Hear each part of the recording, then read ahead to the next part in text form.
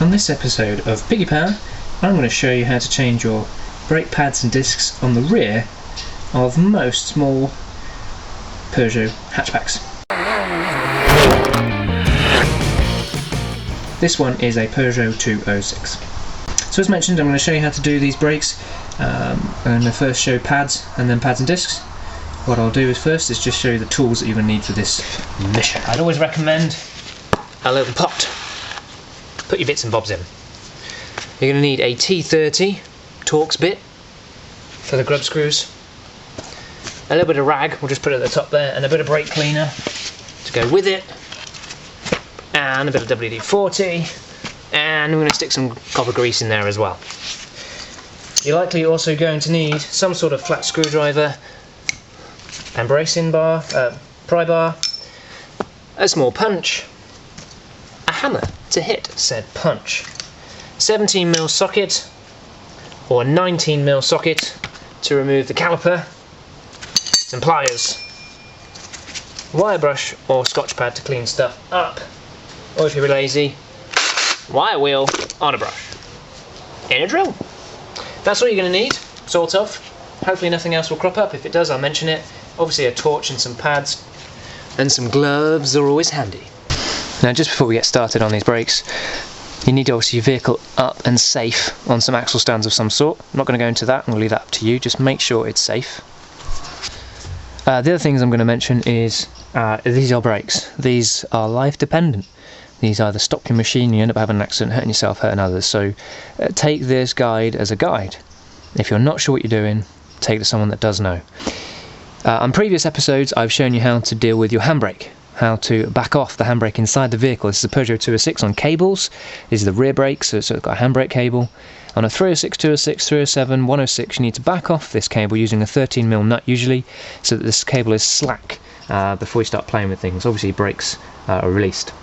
The first thing I'm going to do is going to pull this safety little pin out here, and then using a punch I'm going to knock this plate, this slider plate, in this direction, and that'll release our pads.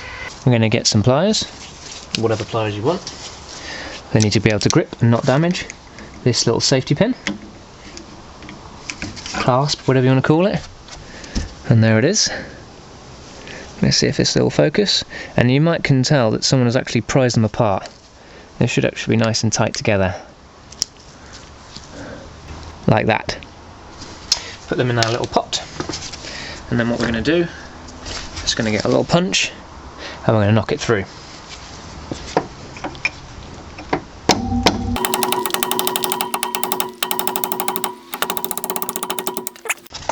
And there's our little slider. I'll clean it off in a second. Now with a screwdriver or a pry bar of some sort, I'm just going to try and push the pads away from the disc a little bit. That'll just help us get them out, and they should then, if they're not seized in, just drop a little bit.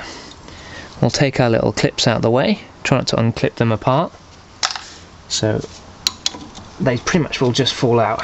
But if they don't, you pull them down and then out, down and then out and then up, and then our pads should just wiggle out. Now, a number of reasons why you might change your discs and pads.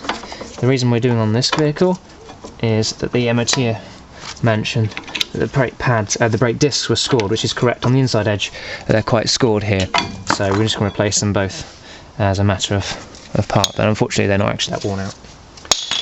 So, at this stage, we're just going to check over our brake caliper that it's sliding nicely and freely in and out, which it is. If it's not, we take off the two bolts at the back here, which we're going to have to do in a second because we're doing the discs, and then we can clean up the sliders that it's on. We'll show you that in a bit. If you're just doing the pads, then it's worthwhile here getting a little bit of grease, caliper, piston grease, or even a little bit of WD-40. I would not even go amiss. And just get it in behind this little seal here. Just like that. And then I'm going to pull that rubber boot back over that lip so that no dirt and dust is getting in. Now, if you're taking the disc off, it's a really handy moment because you can just basically get a proper caliper winder and push it in. But you can't just get a pair of grips and push this caliper in. it's on a thread. So what you need to do is get a flat screwdriver of some sort. Now you want to push that way and turn it clockwise. So I'm going to turn it a little bit like that, and then I'm going to give it a squeeze. Now I'm going to keep doing that until my caliper piston has been pushed sufficiently further in so that my new pads will fit.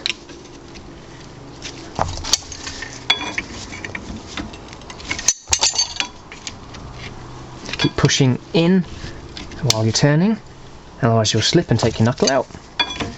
There we go, that's probably enough. Okay, right. Always make sure you finish, hopefully you can see, with one of the little slots at the top, facing out. Because on your pad is a little nodule, and that needs to go in to that slot. I'll also clean up this slider here with a wire brush and perhaps some Scotch pad while I clean up this slider and this slider too.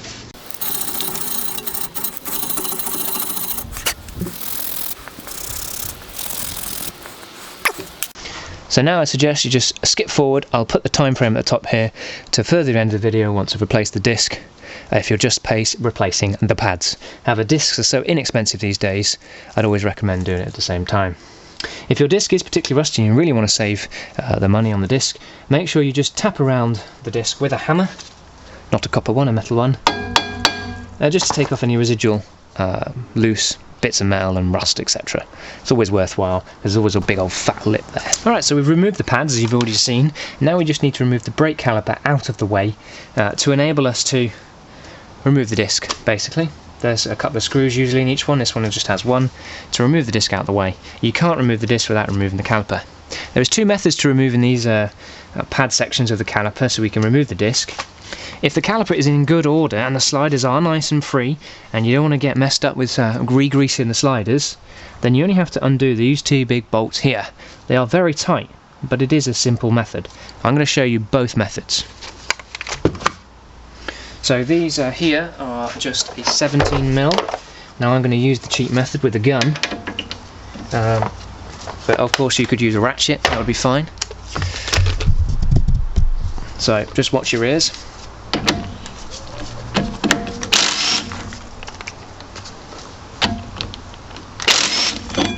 There we go. Now just to note, these do have thread lock on them, so clean them up, put some fresh thread lock on them and do them up pretty tight before you put them back on. Now what you'll notice is we're now free to take the disc off. We also have this little puppy off so that you can really clean up these grooves really nicely. And put those to the side. So you notice this has got one screw and screw. You might have one, you might have two, you might have none. If you've got none, just tap the disc behind to take the disc off. You could use some freon oil, that might help a little bit. Likely it's the tool you've got and how you use it which is most important here. They're not rounding them off or breaking them. They're T30s, so the one thing I'm going to do is tap in my T30, and then I'm not going to use a big gun to take it out. If you haven't got a big gun, or you've just got a ratchet and you don't want to use a big gun, then while you're turning the ratchet, you could try and tap the back of the ratchet. It could damage your ratchet. That does work. If you've got a right angled 3/8 drive that's not got a ratchet, you know, it's just a solid head one, that's ideal because you can smack the head and turn it at the same time. And give the disc a smack, the disc comes off. Now this is pretty clean behind here, I've got to admit. It still wants a little bit of a clean up. In fact, I know why it's so tidy and clean, because someone's been in there and put some little bit of copper slip in. Very nice. So I'm going to do exactly the same as what they've done, and you've just seen the benefits of doing it. A very slight slither of copper slip. Now I'm going to do that just after cleaning this with some brake cleaner to get any residual dirt and dust off. I get my copper slip, a tiny little bit on my finger, and just a very tiny slither of it. Now this does two things. One, in the future when you want to do your brakes again, or you've got a wheel bearing that you need to replace, this is the wheel bearing hub, big knot in there, then the disc will come off real nice and easy, won't be seized on. The other thing it should prevent and can prevent is that when there's a corrosion build up between this and your disc has a little bit of a wobble. Now you can't go much wrong with the rear discs on Peugeot 106, 206, 306, 307 I think too, because they're all the same pretty much. But there's no choices for 206. If it's got rear discs, it's got rear discs. Notice these have like a silver paint on them, a coating. Some have an oil coating which needs cleaning off with brake cleaner before you put them on. So if they have that, if they're a bare metal with like an oil glaze on them, you'll see it pretty easily.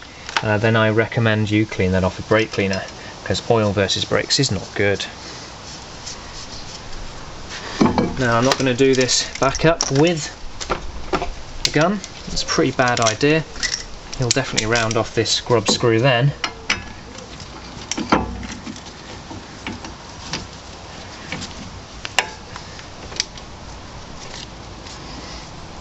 Just hold the disc with your hand.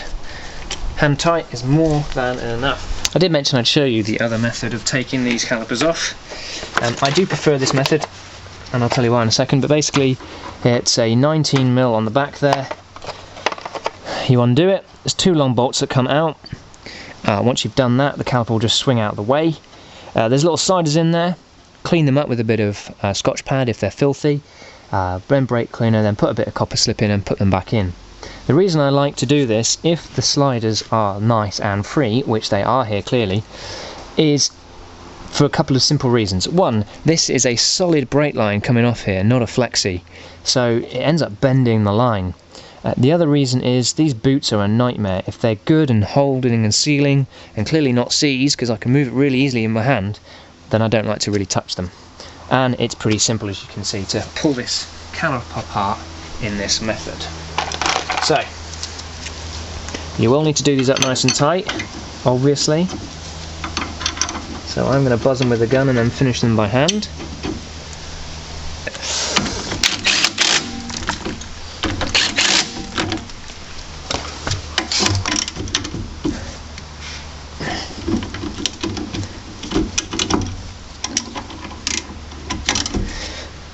Nice and tight. When your new pads arrive, you'll notice that they are almost identical. Well, they pretty much are actually, other than usually the little tab on the back. Can you see that? So that one hasn't got it, and that one has. The tab is the one that goes on the inside, and it slots in to that little slot. There's 4 of them on the piston, and slots into there. Now what you want to do with these is make sure you obviously keep the pad surface clean, but what you do need to do is put a little bit of grease on each of the ears and on the surface of the back. I'm going to do the inner one first, just push the caliper in a little bit. I find it just easy to get it on your finger. A little bit on that ear, a little bit on that ear.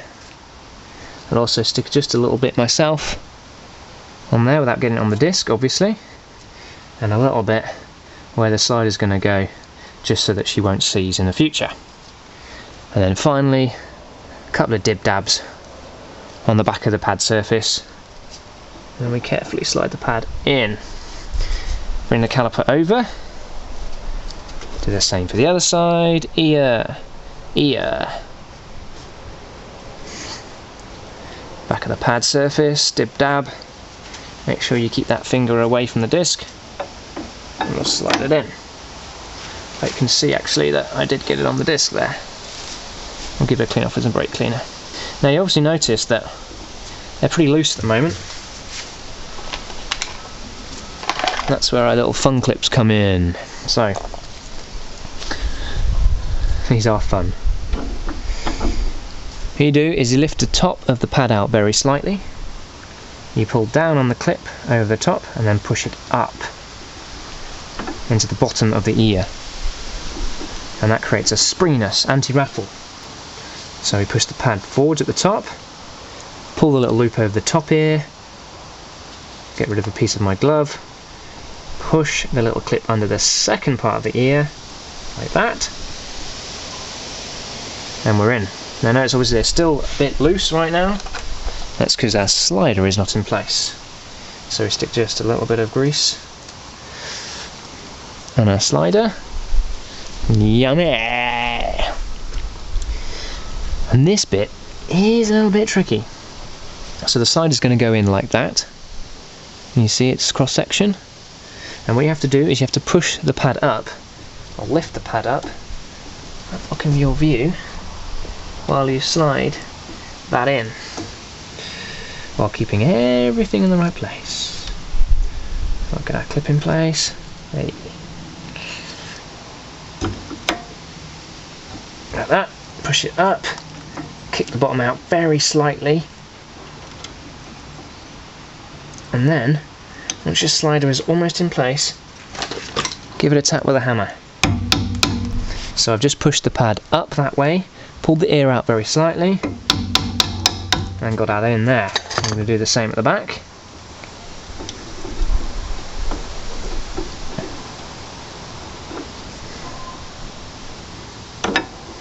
So I'm pushing it at the top there, but I'm going to allow that gap to exist down there for our slider to pop in.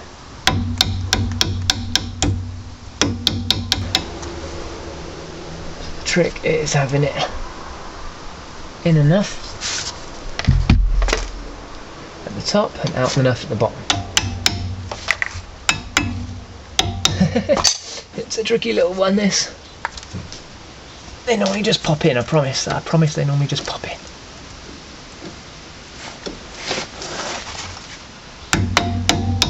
There we go. Got a nice view of my head then. Now we tap it far enough in so we can get the safety pin in the hole in the end.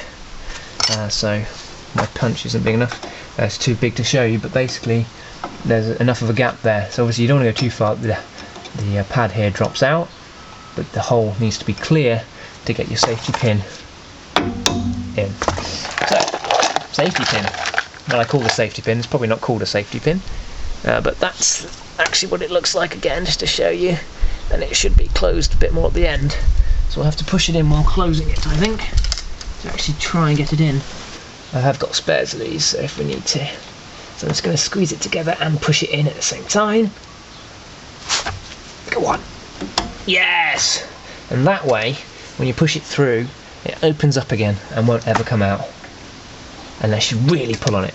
But generally, day-to-day driving, that ain't coming out. That is essentially your brake pads and discs all done now. I wouldn't recommend adjusting your handbrake as yet. What I'd first recommend doing is go pump your brakes up with your foot brake, then go and do some driving. Do 10-15 miles, do a few hard stops, let the brakes cool, do a few hard stops at 30-40 miles an hour, and then adjust your handbrake up inside like on my other video, please see the link for that, until there's no slack in the handbrake, and it should all feel just grand. If you're really not sure about doing this job, please go and see a qualified technician. Thanks for watching. You can support this channel by watching videos like this, by clicking like, that's really important, sharing this channel on Facebook and Instagram and all the usual places, and then look out for Patreon in the future. Thanks for watching, I hope this has been helpful. If you've got any questions, comment below or message me on Facebook.